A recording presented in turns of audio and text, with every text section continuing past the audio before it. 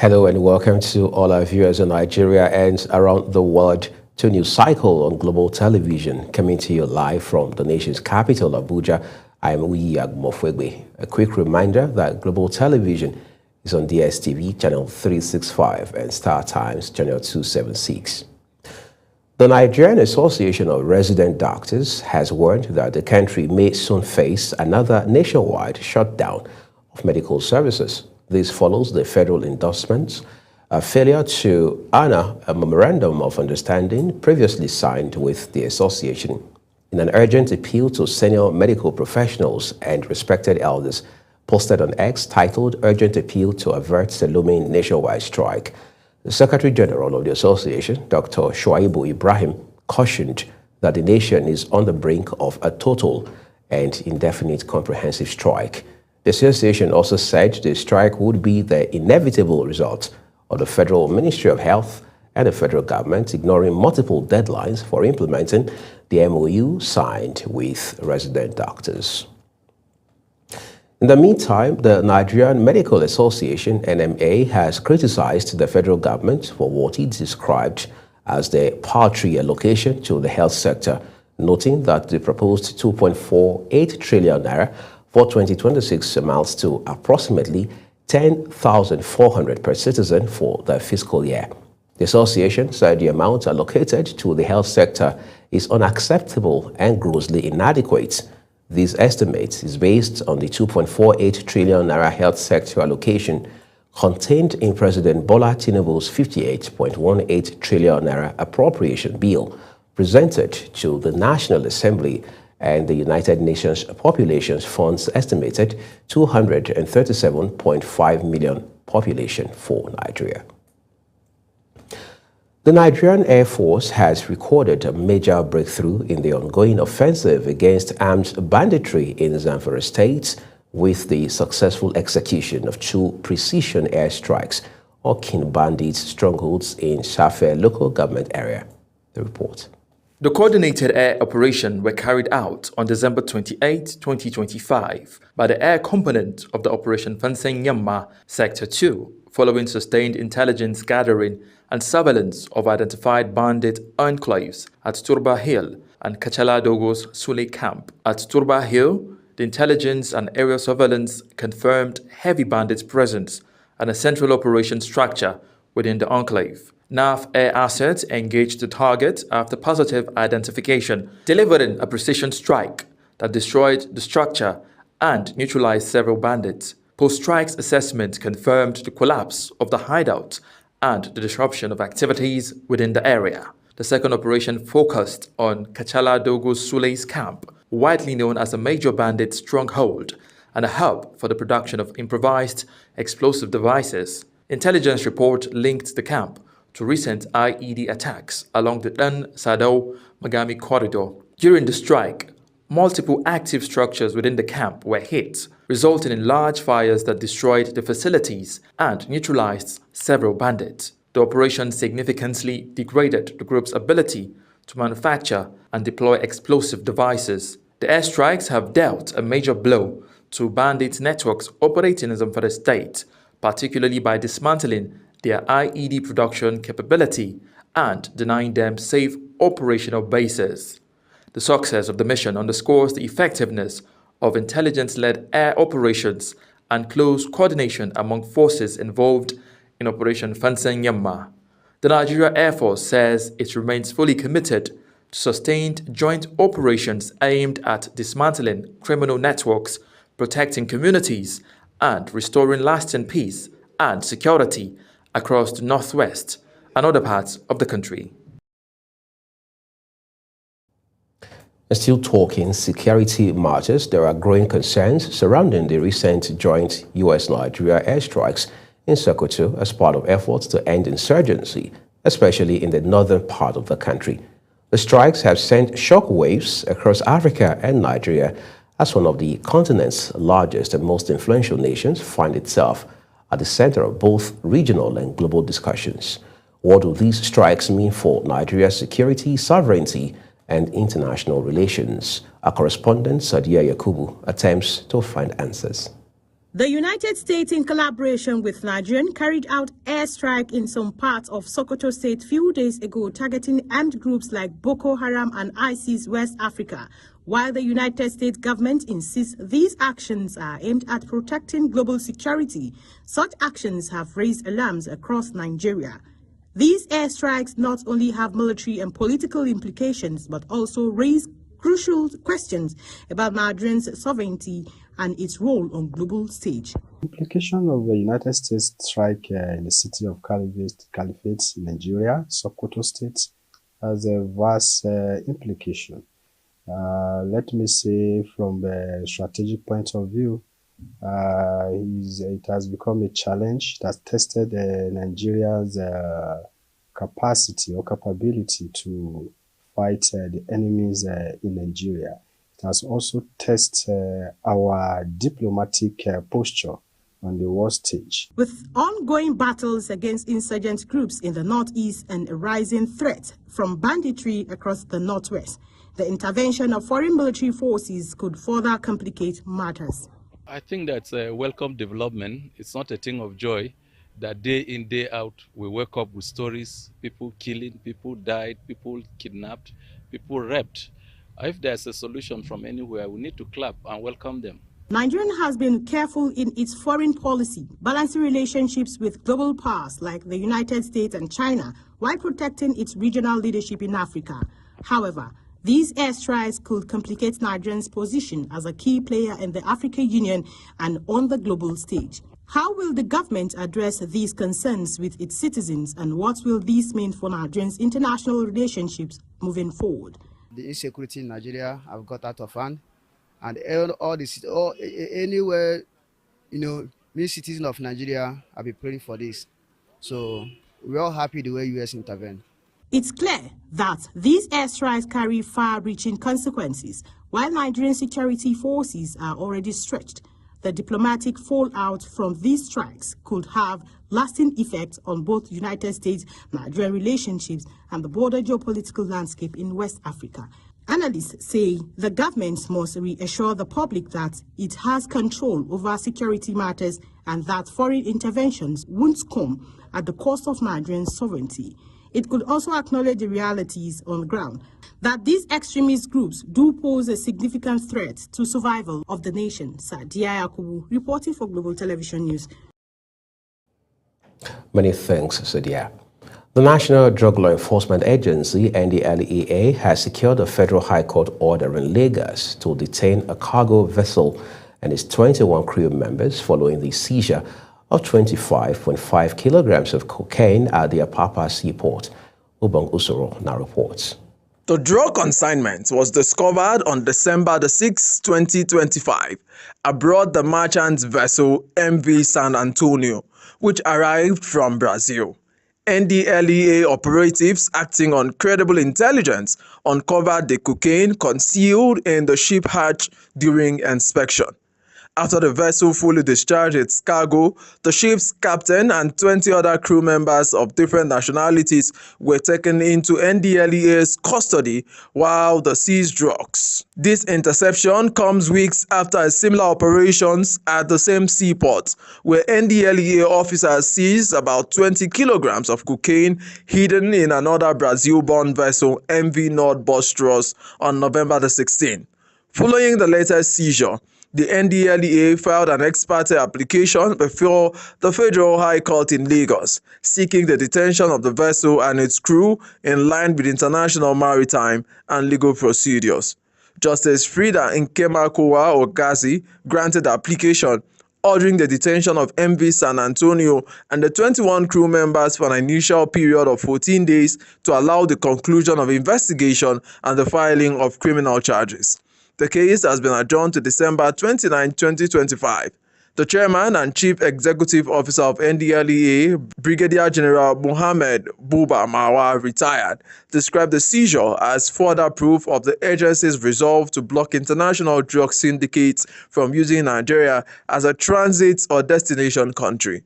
He commended officers of the Apapa Strategic Command for successive interceptions and reaffirms the agency's commitment to sustain collaboration with local and international partners to combat illicit drug trafficking and substance abuse. Thank you, Ubong. After the Christmas holidays declared by the federal government, civil servants across the country have returned to work. At the National Secretariat in Abuja, activities have gradually picked up as workers resumed official duties. Correspondent Ubong Usoro again has details. The Christmas break is over. Public offices at the National Secretariat in Abuja are once again coming alive. Following the federal government's declaration of public holidays to mark the Christmas celebrations, civil servants had been away from work, spending time with families and loved ones. As the office reopened, workers were seen arriving early, signing attendance registers, and settling into their various duties, although activities appeared low in some ministries and departments. While some offices recorded near full attendance, others experienced low turnout. Some workers attributed the situation to post-holiday fatigue and travel delays. Despite this, essential services and administrative offices gradually resumed, signaling a steady return to normal government operation.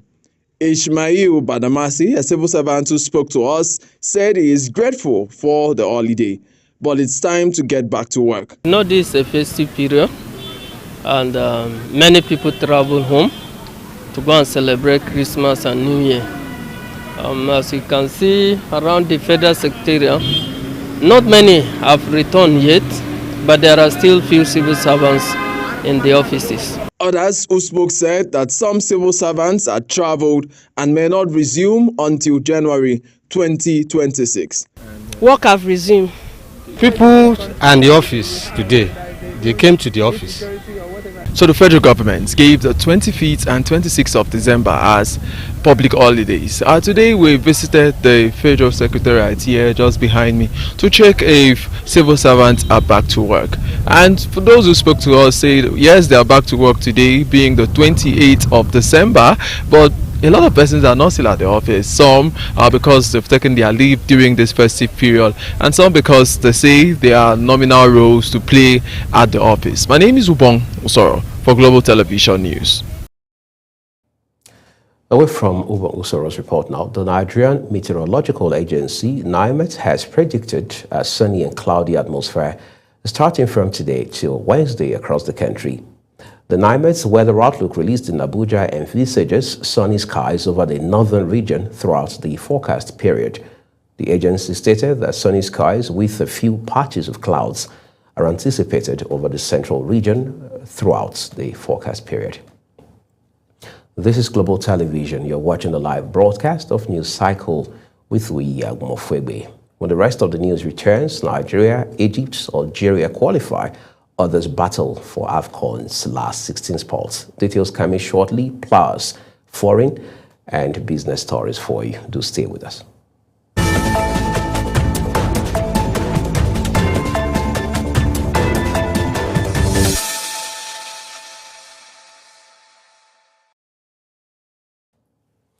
The second part of this news broadcast now returns with business. President Bola Tinubu has approved the cancellation of a substantial portion of debts owed by the Nigerian National Petroleum Company Limited to the Federation account, wiping off about $1.42 billion and 5.57 trillion naira. The approval was documented by the Nigerian Upstream Petroleum Regulatory Commission, titled Report of October 2025 Revenue Collection, presented at the Federation Account Allocation Committee meeting held on 18th November 2025. The directive effectively clears the legacy debts accumulated up to December 31, 2024, resolving long-standing disputes between NNPC Limited and the Federation, while leaving current liabilities from 25 operations under ongoing monitoring. The Federation Account Allocation Committee has continued its investigation into the Road Infrastructure Tax Credit Scheme, as only 3 out of 7 participating companies have responded to request for details on their involvement, expenditure, and project execution under the program. This was disclosed in the reports of the FARC Post-Mortem Subcommittee meeting for November 2025, which reviewed deductions made for the scheme between February 2024 and September 2025.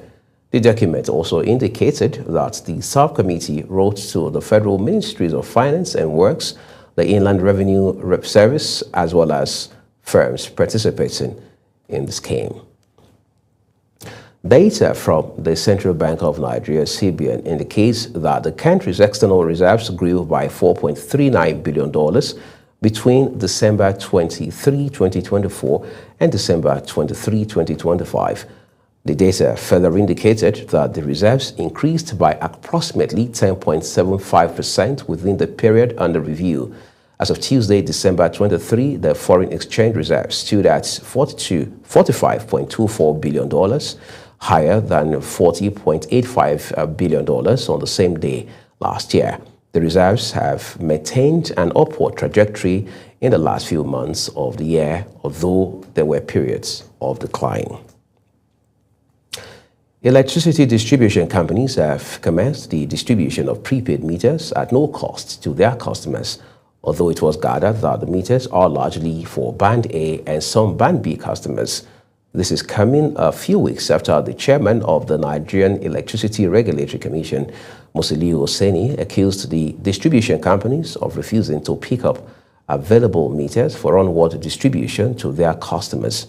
At the recently held 4th Nigerian Electricity Supply Industry Stakeholders Meeting in Abuja, Oseni stated that there are currently 600,000 to 700,000 meters available in the country.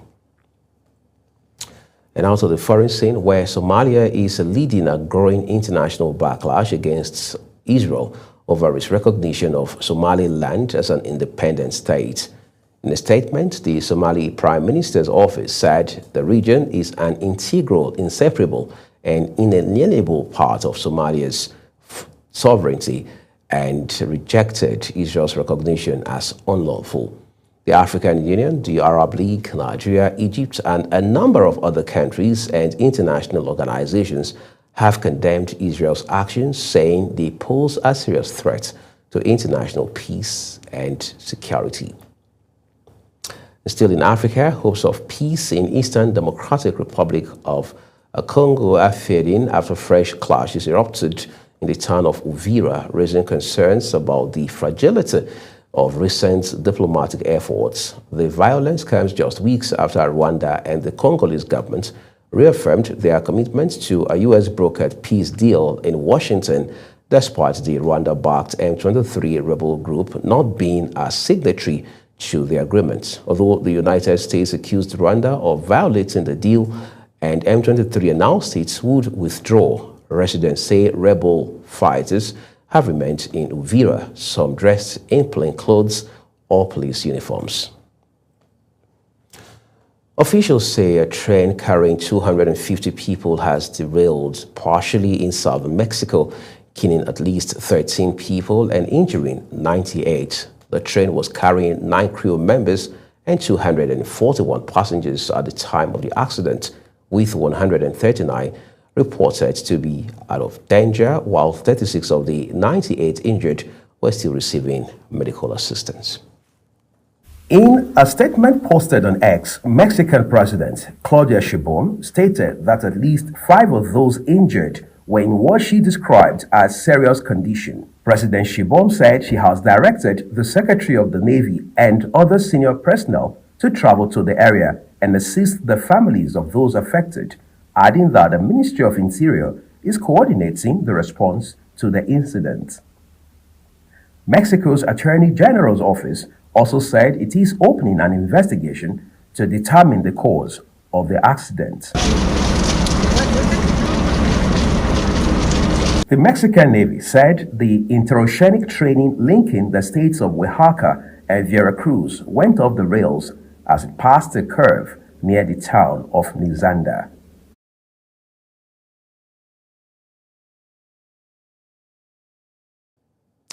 Now let's turn to sports for you for some excitement.